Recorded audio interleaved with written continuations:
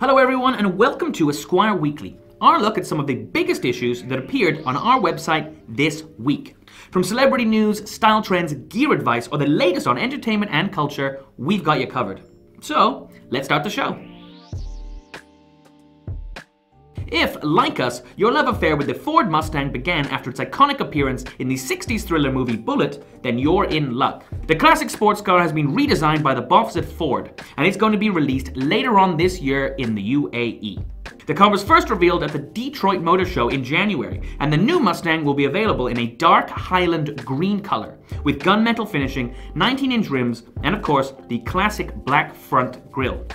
But if you want one, you had better start saving. While Ford has kept quiet about the exact cost of the new Bullitt, it's not going to be cheap. Expect to pay the same as any other top-spec Mustang, and then some. You've probably heard a lot about the Hyperloop, the futuristic transportation system that promises to fling passengers from Abu Dhabi to Dubai in just 12 minutes. However, now we know an awful lot more about when it's slated to arrive in the UAE. According to Hyperloop Transportation Technologies and its local partner, Aldar Properties, a 10-kilometer track will be in place by 2020. The first route will run on land owned by Aldar to the new Al Ghadir community near the Abu Dhabi border. But this is just a first step for Hyperloop in the UAE. The project will eventually extend all the way to Yas Island in Abu Dhabi, but at the very least, this means the first Hyperloop stations will be in place for Expo 2020.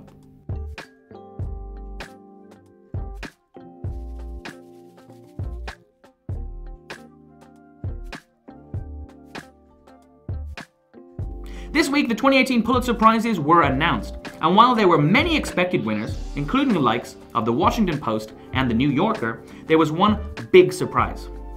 Yes, Kendrick Lamar's Grammy-winning new album received its very own Pulitzer Prize, which is almost unprecedented. Almost every award winner that has preceded Lamar has recorded a jazz or a classical composition. That the first mainstream musician to take the prize is also a rapper? That's incredibly telling.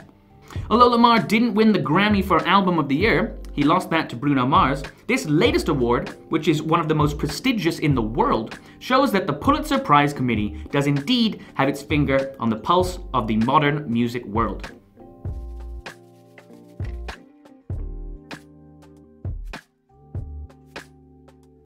Star Wars fans may well rejoice at this next bit of news.